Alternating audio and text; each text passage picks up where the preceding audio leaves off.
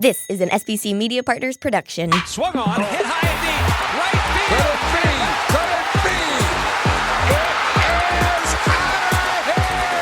Phillies fans, these are your glove stories with Murph. Check in with Greg Murphy. Murphy, you got a special guest, huh? Hi, everybody, and welcome to another episode of Glove Stories with Murph. It is great to be here. It is great to be telling some great baseball stories, and it is really exciting to introduce our next guest. Today's guest is a guy that, well, if you've ever been down to the ballpark, either at Veterans Stadium or Citizens Bank Park, you certainly know the voice, and it is our pleasure to welcome in the PA announcer for the Philadelphia Phillies for going on 50 years, Mr. Dan Baker. Dan, good to have you here.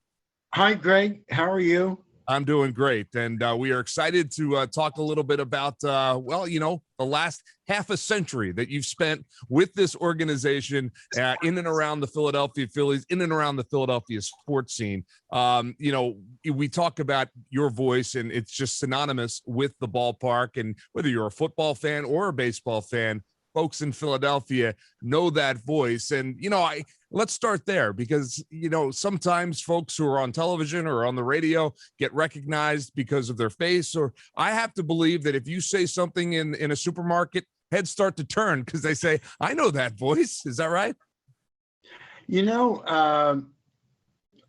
I usually talk a little bit differently, Greg. When I'm doing PA, I try to talk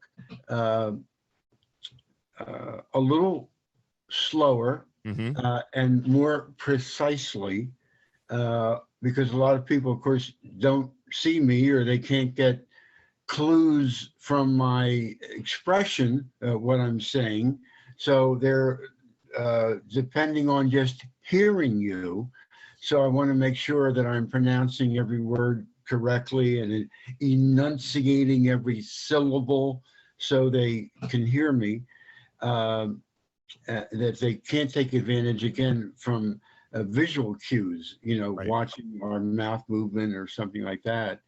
But to me, it's just been so enjoyable being able to do this, growing up a Phillies fan, going to Connie Mack Stadium as a kid for many, many games, and now having a chance to introduce the Phillies. It's just a privilege, a real privilege. Yeah, I think both of us, having grown up in this area, there's something a little bit even more special with what we get to do on a daily basis and be connected to this organization that has been such a big part of our lives, even before we were in the workforce and getting paid to do this kind of thing. I certainly understand that emotion for you. You talk about the way you go about doing your job, but that goes back to, like your childhood, right? Teenage years and your formative years when you started very early to understand the way to use your words and the way to enunciate. Mom and dad were all over you about that, were they not? They were, Greg.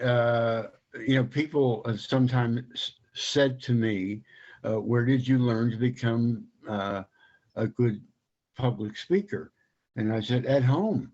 Yeah. When I walked out of the house, thanks to my mother and father, who were sticklers for elocution, I could talk pretty well. And, they insisted on grammatically correct English and making eye contact with the listener,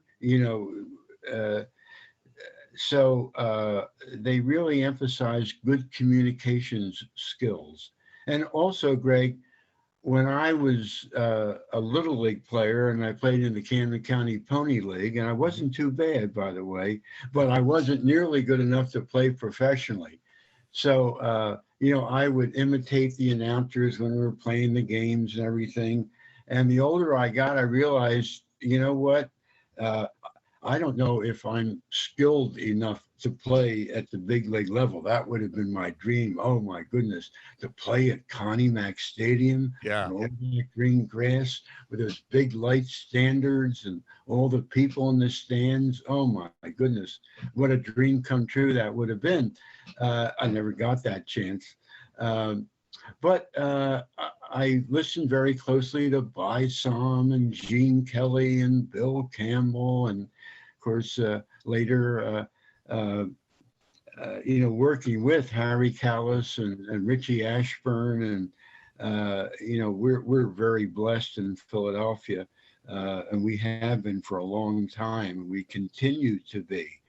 But I, knowing that I could talk well and knowing that I love the Phillies, I thought, geez, I don't know. There's only so many announcing jobs, but if one of them ever opened up, maybe that's something that I could do, at that level. And luckily for me, it happened. Yeah, and I want to ask you about that. But before we let go of mom and dad here for just a second, tell me the truth. Did you ever roll your eyes when mom and dad were saying, hey, Danny, you got to enunciate. You've got to stay there? Because they were right. They got you where you are today. Yeah. You know what? I think I always, had a sense that they had my best interests at heart. And, there were probably sometimes I thought, oh, geez, come on, mom, dad. Yeah. I know what you're saying. And I think I'm following your teachings pretty well. But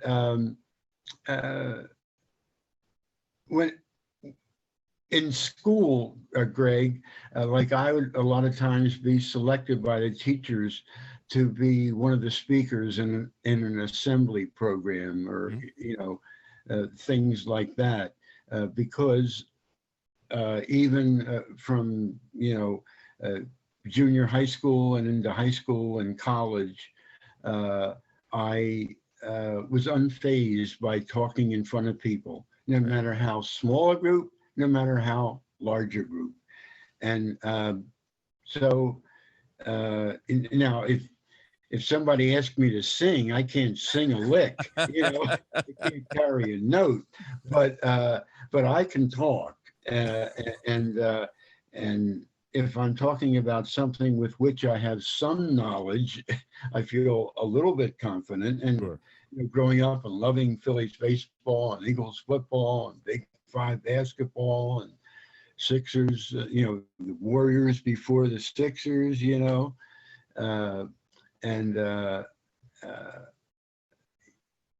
felt I had some sports knowledge, and I could not make a fool of myself, talking about sports. Well, I think you've managed to be able to do that over the last 5 decades. You've done just fine for yourself. All right. So here you are, a 25-year-old young man starting to get into the workforce. And all of a sudden you find yourself, as so many of our fellow colleagues at the Phillies have found themselves from time to time, in front of Bill Giles, getting a chance to interview for a position with the Philadelphia Phillies. When you stop to think about how many people he brought into this organization, it really is amazing. And you're one of them. Tell us about that interview that you had with Bill Giles, because from what I understand, you went in there with a great deal of confidence and got that job, right? Yes. And of course, I didn't know, although I was confident, and I was going to give it my best shot, I didn't know what the outcome would be going into it. Sure. I think about midway through the interview, I started to feel better and better. And one of the reasons, Greg, that I felt better didn't have as much to do with my announcing ability as it was that I think Bill was impressed to some degree with my baseball knowledge, and that I was a fan and knew the game.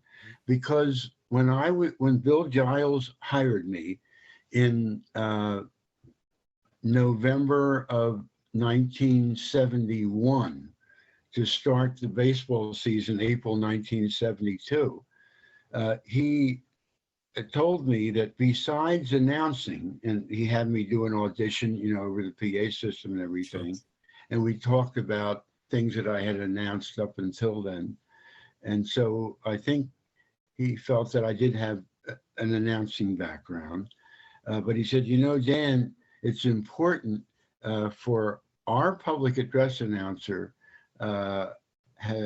has to also operate the game in progress scoreboard. Right. You have to do balls, strikes, outs, runs, hits, errors. Do you think that's something you can do?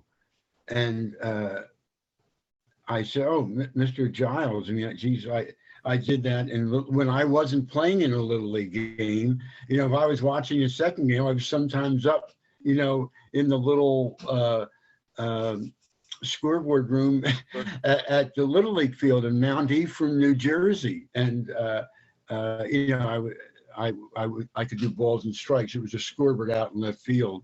And anyway, so yes, I did that. And I was very confident. I used to listen to the Phillies games on the West Coast. Okay. And I would lay in bed at night because they were later. Yep. And I would keep balls and strikes on my fingers, and I was so into the game. So I said to Mr. Giles, if you hire me, I will be the quickest and most accurate in baseball. And I saw Bill recoil, and he kind of arched his back. And he said, that's exactly, without saying it, his facial expression told me that was exactly what he wanted to hear. Yep. Because he said that is something that we have had problems with from time to time in the first year of the vet. And we need to correct that. That has to be done, quickly and accurately. I said, well, Mr. Giles, I will be the quickest and most accurate in baseball. And you know what, Greg? I kept that scoreboard for 32 of the 33 years the Phillies played at the vet, all 32 that I announced. And I was the quickest and most accurate in baseball. And I hope from time to time you reminded Bill of that you were the best going. I'm sure every once in a while he gave you a pat on the back, right? We didn't talk about it so much, but I think it was generally accepted that I was. And people complimented him and complimented me on the speed with which. Now, I should point out, it isn't because I'm a genius. I was a big Phillies fan. I paid close attention, and I had a laser focus on the game and the umpire. That's all I had to do was pay attention, and it was like it wasn't computers back then. It was just a manually operated scoreboard. You just had to push the numbers. So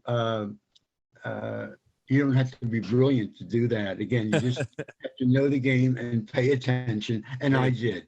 And when people would come into the scoreboard room, I could conduct a conversation, but I wouldn't look at people with whom I was conversing, because I'm looking, at the umpire and the batter and so forth. And it was a lot of fun. And when we moved to Citizens Bank Park, they separated those jobs out. I just announced at Citizens Bank Park. I don't do the scoreboard anymore. Which, by the way, I did for 2 games last season in your absence, and it was one of the more difficult jobs I've ever done in my career. So, there is such an art and a skill to what you do, and so few of us have the talent to be able to do it. So, for those of us that have briefly stepped into your shoes, we know how difficult of a job it is and how easy you make it look, and that's what's amazing about it. Oh, thank you. Well, I just love, I know it sounds trite to say, Greg, but I just love it with all my heart. And it's such a joy. And I think that my coworkers would tell you, of course, not that there's that many that have been around as long as I have, but those who've seen me over the years, I think would tell you that I still bring the same enthusiasm into the scoreboard room that I brought in, 50 years ago when I first started. And Awesome. it's just an enjoyment. The people that I work with in Fanavision are just terrific. I've worked with so many nice people over the years. And, we just have a great crew in there, headed up by Mark DiNardo. And Mark is a real class act, as you know. Yeah. And he provides great direction to all of us in there who work for the Phillies and work for him. And it's a great environment in which to work. And we all help each other. There's times where, you can make a mistake and we'll correct each other. We'd like to find each other's mistakes and correct them before a fan sees a mistake on the scoreboard or somebody from the front office calls over. And says, hey, Well, that happens. It doesn't really happen that often, but it can happen. Sure. And of course, you really don't ever want to reach that point where somebody has to call over and say, what in the heck is this up here? Right. Right. All right. Well, let me take you back because 1972. So the vet opens in 1971. And in 1972, you arrive. You were there for opening day. What was the vet like in those days? Give me a sense of, because here it is, a brand new stadium. Now, I was born in 71. I don't remember the vet until about 80. 1980 was really my first kind of memories. And even then, it was kind of still a very special place. By the end, it had gotten worn down a little bit. But what do you remember about it in 1972? Well, there was like a dancing waters. There was a water display back behind the center field. There was Philadelphia Phil and Philadelphia Phyllis. There was a Liberty Bell that was affixed, a facsimile Liberty Bell that was affixed to the lower part of the upper deck in center field. And it was off of that Liberty Bell, by the way, that I saw the longest home run I ever witnessed at the Veterans Stadium. It was hit in May of 72 by the Bull. Yeah. Number 19, left fielder Greg Luzitsky. And the pitcher was Bert Hooton. And Greg hit a line shot. It was like a heat-seeking missile. It just kept rising. And it hit the Liberty Bell on the way up, which was on the facade of the upper deck in center field. And my goodness, what a shot that was.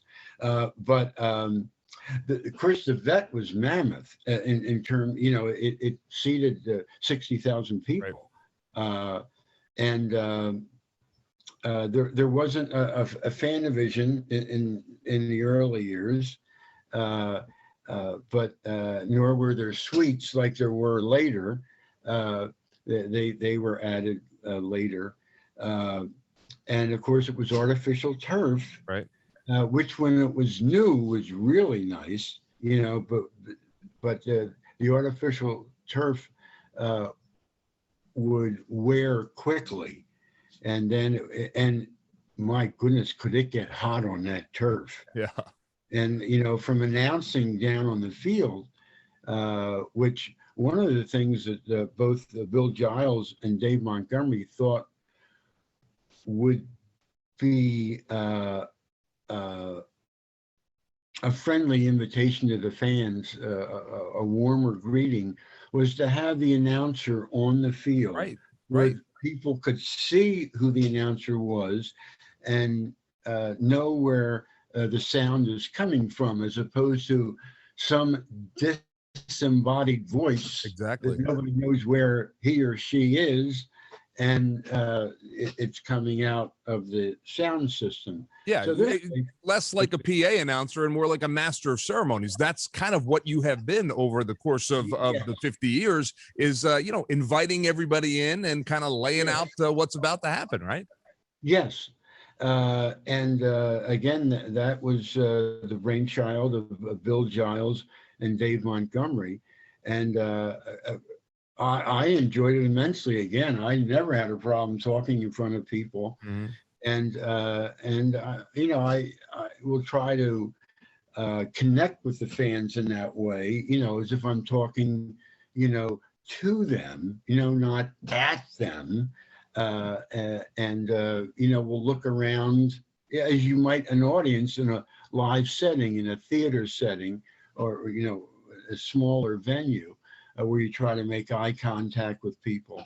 And I try to do that, but, people are so far away. I don't know how much eye contact is actually made, but I make the effort just the same, and think that I do connect with the fans pretty well, and enjoy that aspect very much. And they Philadelphia fans, you and I are among them, relate to the teams and to the announcers, and I think they're very receptive to that.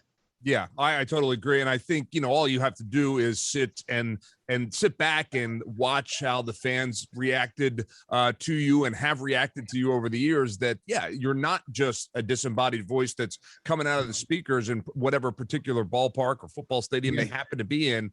That's Dan Baker down there. And we can see him, and we know it's him.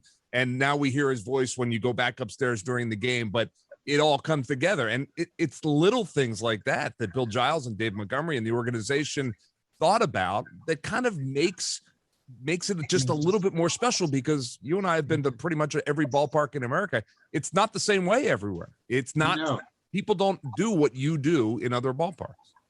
I don't know why that is. To me, it makes perfect sense. It does. Because there is a connection there. There's I think a certain friendliness that's conveyed by seeing the person who's talking.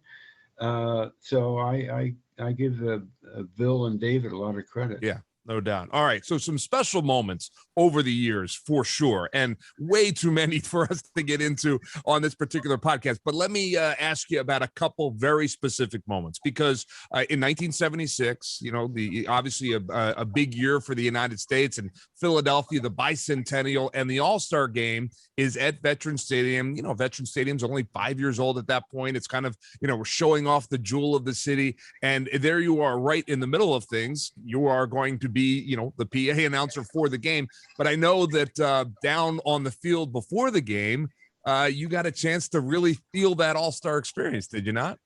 I did. And another thing, I owe so much to Bill Giles and Dave Montgomery for providing me with this opportunity.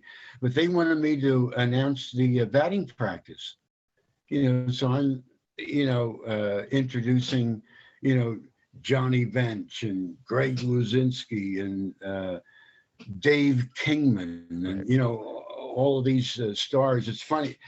If I could skip ahead for just a second, Greg, at the 1990s, I did 2 All-Star games, 1976 and 1996. And I can remember a Phillies intern standing with me as I had the same privilege in 1996. And Mark McGuire was launching shots into the upper deck in left.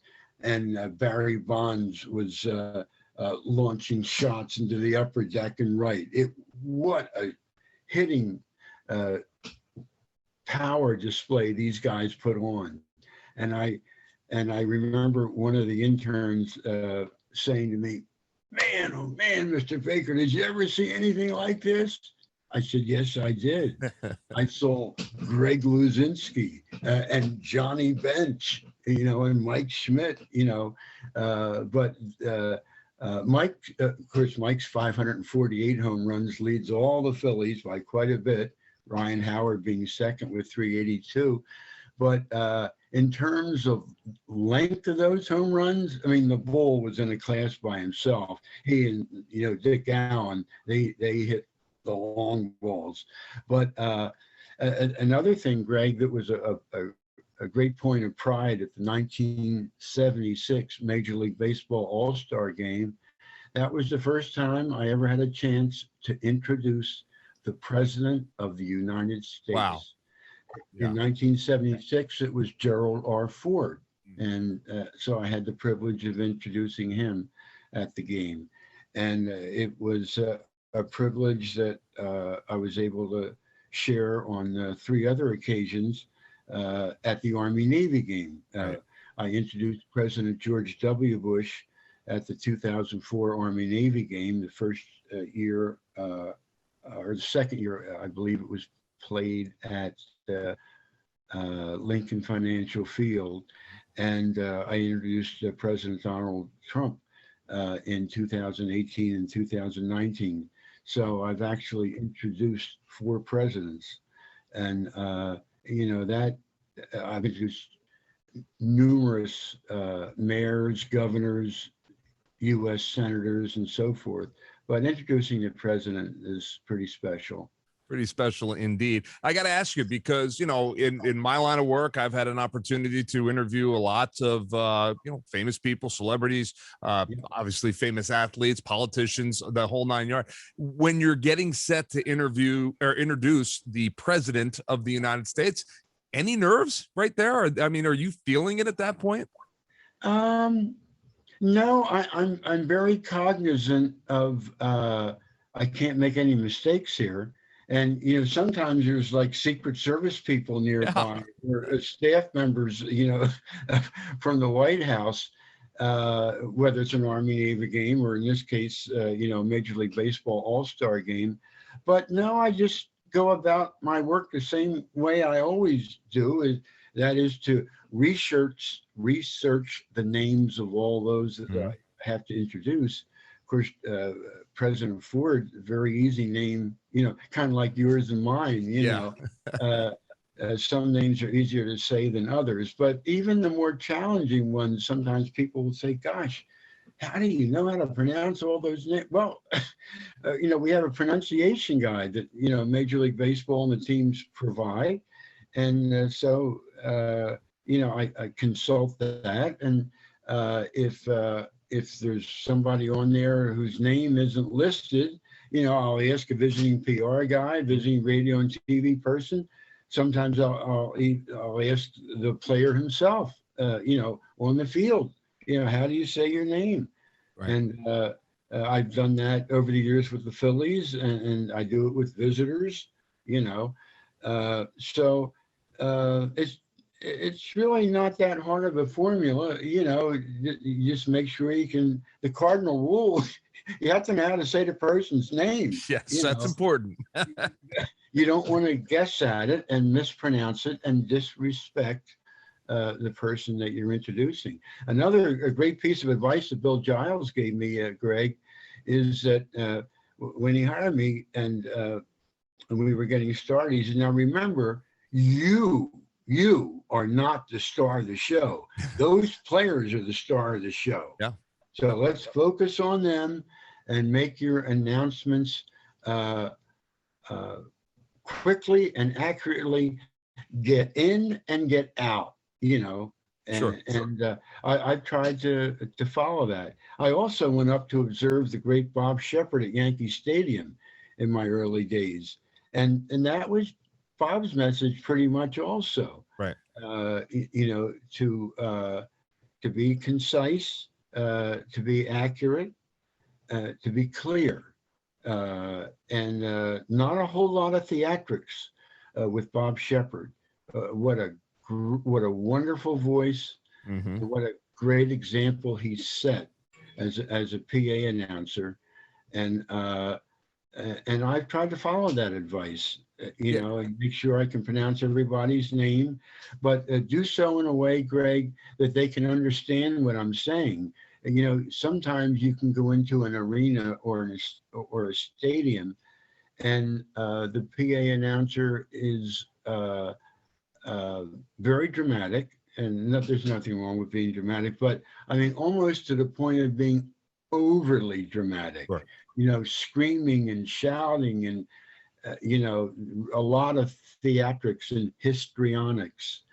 And I think you have to be careful when you do that, because if you start shouting and screaming in a way that the fans can't understand what you're saying, you're doing a disservice, because you're providing information to them.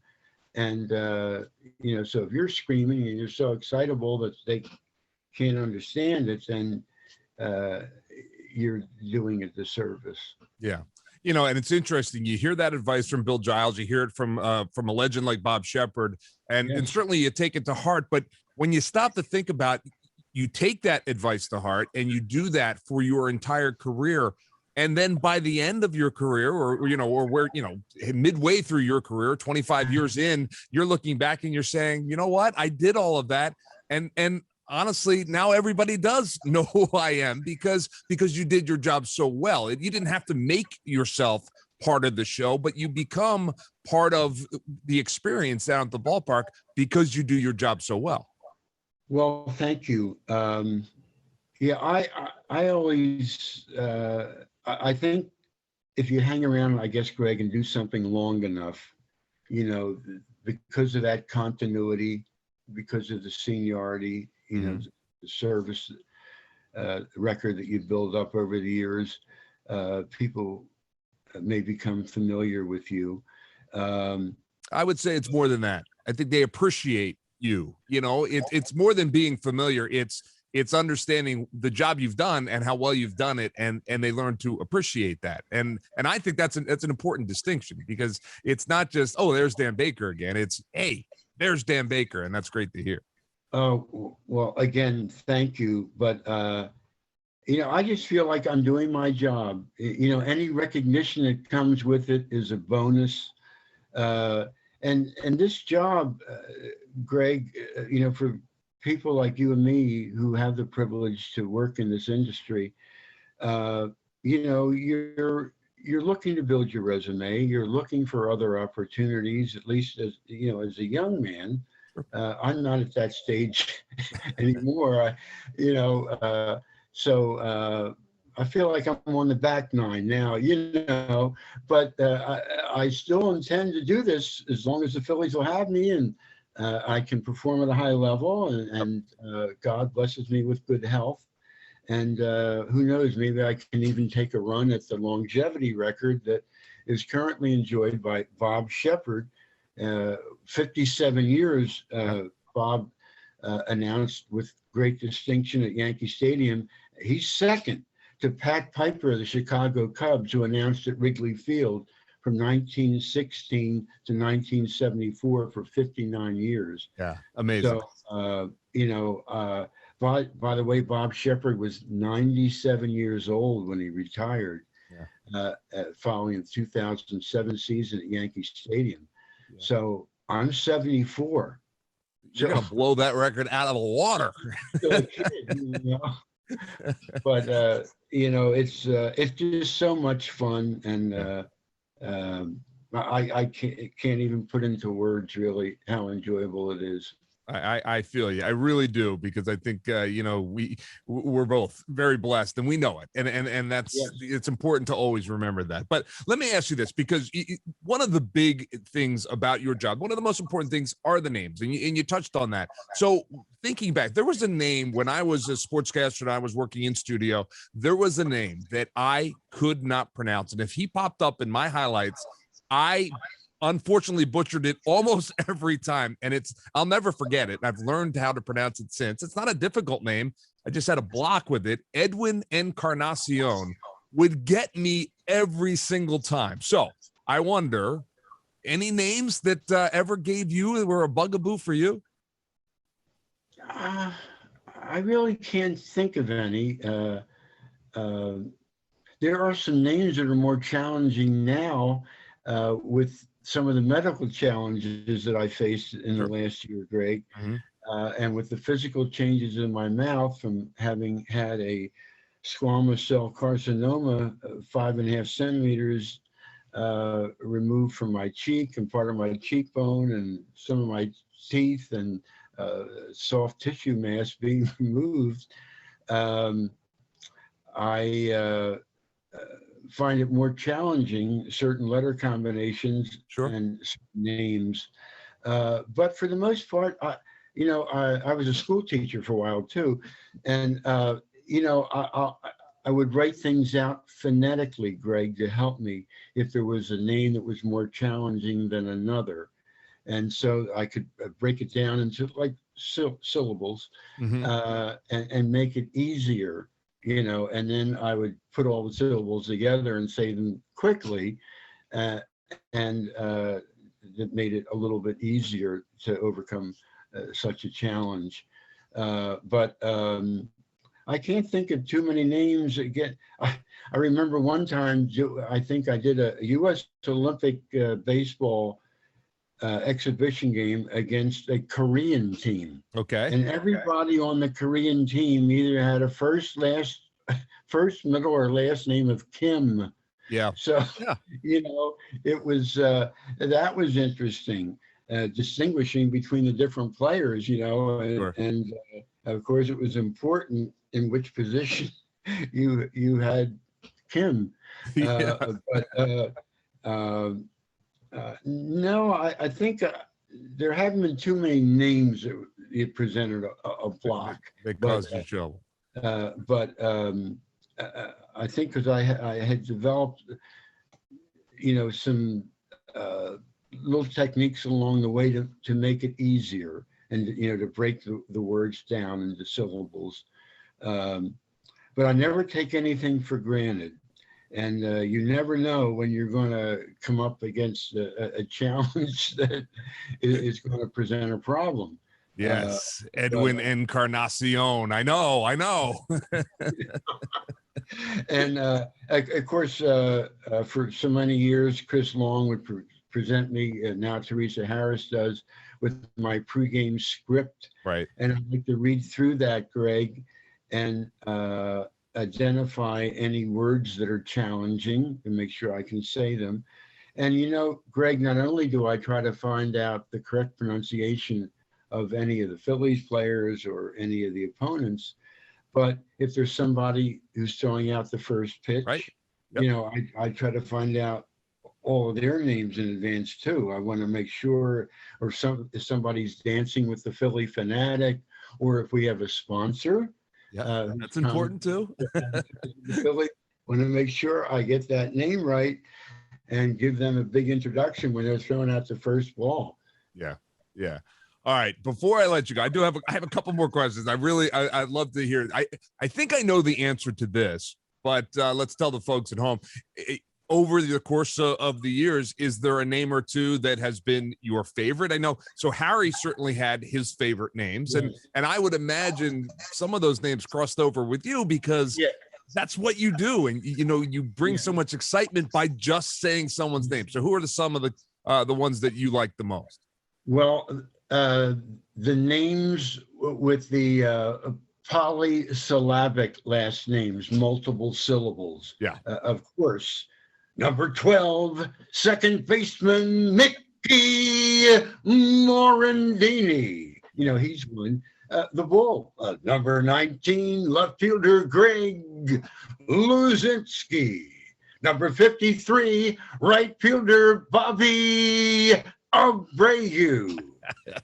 There are certain names, Greg, that lend themselves to a melodic interpretation.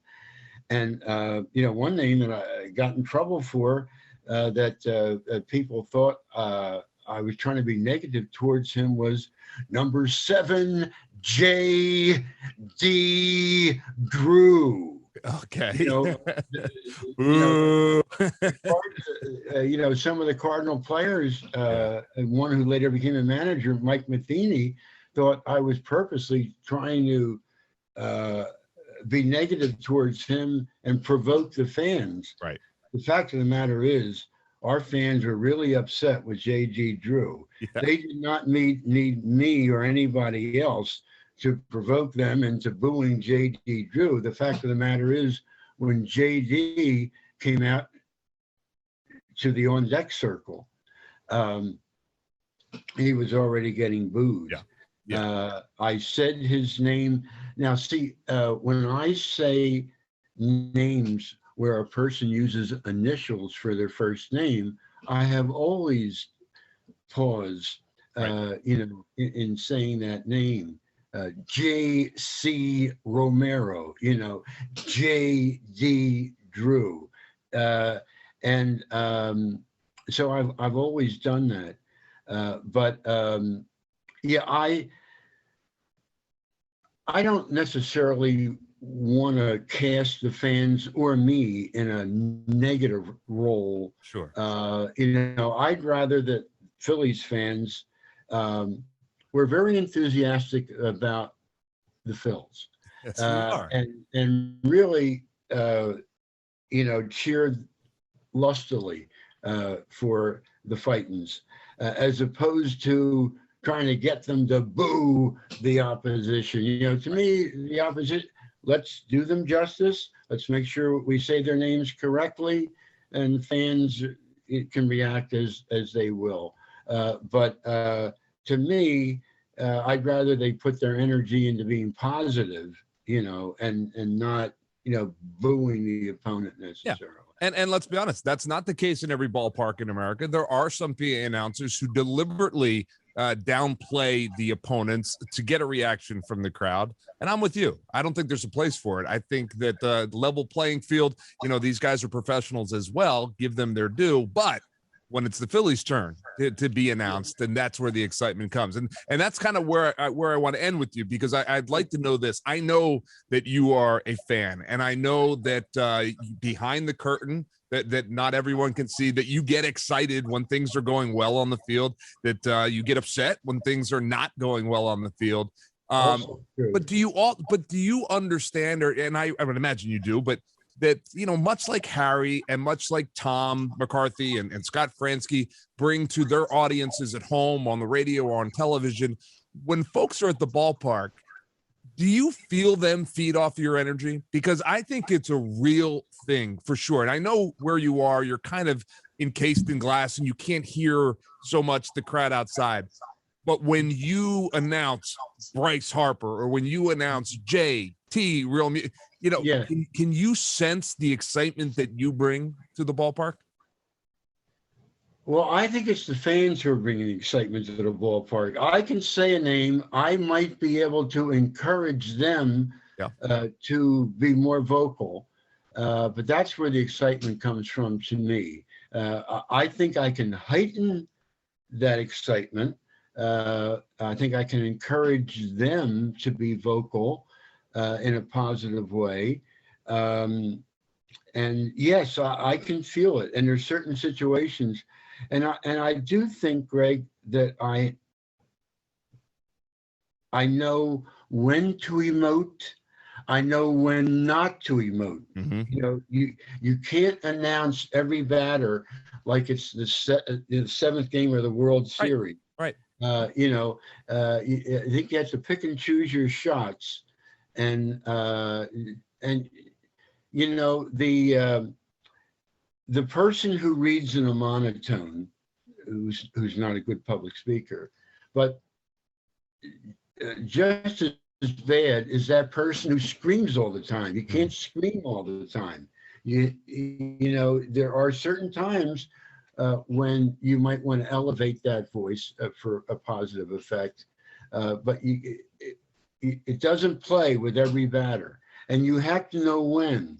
And I do think, Greg, that I've had a good sense of timing of when it might be appropriate to boost it a little bit, or when it might not be. Mm-hmm. The fans are upset. This is not the time, to try to get them to have a false feeling about the Phillies' chances tonight. We're losing by 9 runs. It's the bottom of the 7th. Now that's not to say. And matter of fact, I'm proud of the fact that sometimes Phillies ushers and security people come up to me and say, "Geez, I can't believe you're still announcing him. We're losing. We're losing by 10 runs. You're still announcing. JT Real Muto, and I said, well, hey, I'm not giving up. That's another thing I want to convey. We're not giving up. I don't want to insult the fans. I don't want to insult their intelligence by making it look like, all right, there's 2 outs. We're down by 12 in the ninth. We're not, folks. I hate to tell you, we're not coming back from this. But to the extent that I can, I will always remain positive and enthusiastic. I will not give up on the team. Yeah. No matter how bad it looks. And that's what I love, because I know this about you because I've known you for many, many years. But I like to think I'm similar in that you and I are such fans of this team first and foremost that when the fans are upset, we know they are, because we are. It's like we get frustrated and we get excited when things are good, and we are so hoping that things turn out the way that we want to each and every night. And when you kind of live and die with the team as a fan, even as an employee, you know what? It's a lot more fun, if you ask me. I wouldn't want it any other way. I'm so glad that we have the opportunity to engage with this team that we care so much about, right? Yes, and Greg, I think the fans can hear it in our voices. Yeah. And also, Philadelphia fans don't like to be had the wool pulled over their eyes. When the team is not playing well, and they have a sense for that. They don't want to be insulted or dictated to or be told when to cheers. I think you have to have a sense, Sure. Again, when it's appropriate to emote, when it's not. And they know, in this city, they know. Yes. That's the truth. Yeah. All right. Well, Dan, so we sit here 2021 and you are back at the ballpark. Now, most people know that are listening to this that you weren't with us in 2020. As you talked about, you were dealing with some of the health issues, and with COVID, staying away from the ballpark was certainly the best plan for you. But now you're back, and I know so this would have been your 50th season. I know technically you're calling it your 49th season. Yes. But the most important thing is that fans should know is that certainly this is not the last season for Dan Baker. You have ideas and plans, and certainly the Phillies do, for you to be there for, as long as you said, that you can do it at the high level that you're accustomed to, right? Well, I'm grateful for that. And the Phillies, Dave Buck and Mark Gennardo, told me during my lengthy recuperation that they wanted me back for, as many games as I was strong enough to announce. And I told them that I intended, to be, and I was taking some speech therapy and occupational therapy. I went through a whole bunch of things, but I was determined to get back to this wonderful, wonderful job and this wonderful organization and team. And if I'm lucky and I can continue to perform at this high level, I'm hoping to do it for a number of years to come. Who knows what the future holds? Sure. But I've always been a dreamer, and have set goals for myself. I continue to do so, and it just I'm just energized, Greg, being back at the ballpark. It's helped me, and to have something concrete, to work towards and get back has been very therapeutic for me. It's funny, I exercise around there. I walk in the house now. I used to walk 15 to 20 miles a week for, most of my career, outside, but I've been walking in the house, with COVID and with all these other things last year. But I think the fact that I'm in fairly good shape helped me get through some of these medical challenges, and I think it'll help me continue. But when Dave and Mark asked me how many games I thought I could do this year, I said 81. That's the right answer. And Absolutely. we're halfway through. I have not missed a game, and I think I have performed at a pretty high level. Yes, you have. And I hope to do that throughout this year and for years to come. Well, Dan, you said that if you're lucky, you get to stay and do this for many, many more years. I would tell you that if we are lucky, you will be around for many, many years doing this job. You are part of the soundtrack of summer, and you know, I know you've heard that before, but for a kid growing up in this town and meeting you early in my career, what a gracious man you are, but such a talented person. And it just wouldn't be the same. And quite frankly, 2020 wasn't the same without that voice in the ballpark. So I know I speak for Phillies fans all over the place that when we're at the ballpark, it's the voice that we want to hear, Dan Baker. And we hope, again, we'll enjoy it for many, many years to come. You know, we have an all-star game coming up in a couple of years. We need you at that. So, you know, then maybe we think about, retirement after that. Well down the line. That would be my third, 76, 96, and 2026. So that's definitely a goal worth shooting for. No doubt about it. Dan, thank you so much for sharing your glove stories with us. It is certainly a love of baseball, a baseball life that has been so good to you, but you have been so good for the Delaware Valley and for Philadelphia Phillies fans everywhere. So we say thank you for that. Thank you, Greg. And thank you for you and Scott Palmer filling in for me last year. We were fortunate to have two wonderful professionals to do that. And well, I could fit both my feet in one of your shoes, so that's the way it felt. But you know, obviously we were happy to be there for you, but even obviously more delighted that you're back and doing it. And you know, like you said, 81 games this year and 81 the next and 81 the next, and that record will fall before too long for sure. Thank you, Greg. Go Phillies! Yes, go Phillies. Dan Baker joining us here on Glove Stories with Murph, brought to you by Parks Casino Sportsbook app. We appreciate you being with us. Dan, thank you for being with us. We have more coming up on the program, so stay right where you are. Glove Stories with Murph is presented by Parks Casino Sportsbook app. New users download an app store or click parkscasino.com/PA and use the promo code MONEY for first bet risk-free up to $500. Must be 21. Gambling problem? Call 1-800-GAMBLER. Hey, Glove Story listeners, join me and the rest of Team Murphy for the 34th annual Bend to the Shore Bike Tour. Ride your bike to the beach and then celebrate at the finish line, all while raising money to help fallen first responders. Just log on to bend2shore.org. That's Ben, the number 2, shore.org, and register to be a part of Team Murphy today.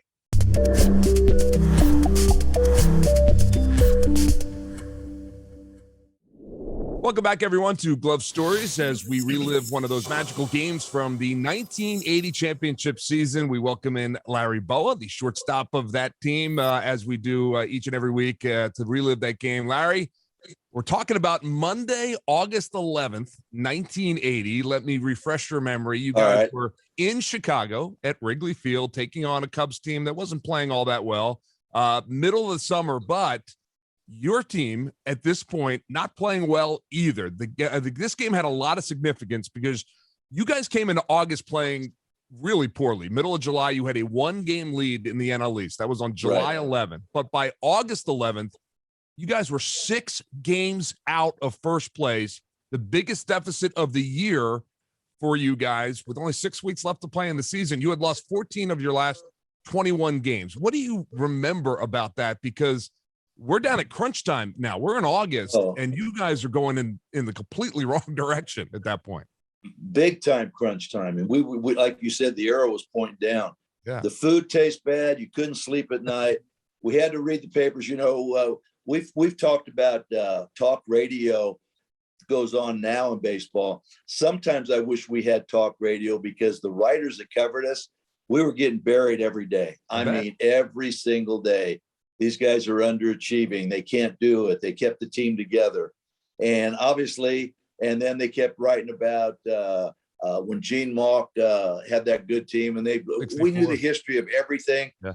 But in all fairness, if we bring in a reliever, he'd blow the game. If a pitcher, if we score 6 runs, we give up 7. If we scored 2, they would get 3.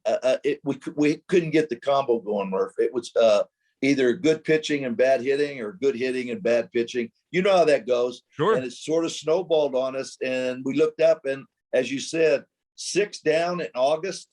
The odds weren't too good right then. No, they really were not. But, the winning streak had to start somewhere.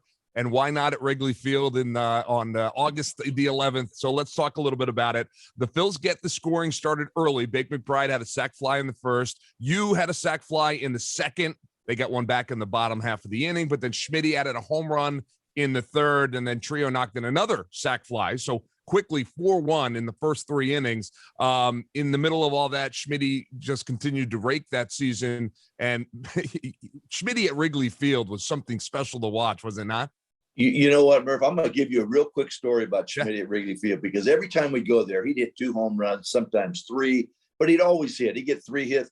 So when we went into Wrigley Field, it might not have been this series, but I remember sitting on the bench. It was when Danny Ozark was the manager. Okay. And Schmitty goes to Danny, he goes, "Hey, I'm in a little funk here. Could you put a hit and run on?" And I'm looking at the flag, and it's blowing dead. And I looked at him, I said, "A hit and run? Are you kidding me?"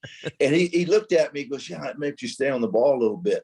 To make a long story short, he ended up getting 2 home runs that game, but there was no hit and run on. But that was Mike's mindset. He said, "Well, let me put a hit and run on." The guys capable of hitting 40 and 50 home runs, but he loved hitting there. And I don't know what it was. Maybe it was just the day games. Every time we went in there, he did something special. And that year, well, more than just that year, but he carried us big time. Sure. Yeah, he certainly did. And yeah, you think back to some of the highlights of so many highlights in Mike's career, but so many of them happened in Chicago. No question. Field. And well, it was exactly what you guys needed, because you guys were desperate for a win at this point. Bob Walk was pitching well, as he had all season long for you guys.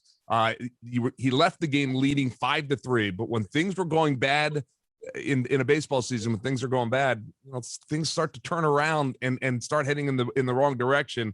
Ron Reed, who was pitching the 9th, got Steve Dillard to strike out for the first out, but then Lenny Randall singled, Mike Vail singled, and Bill Buckner doubled, made it 5-4.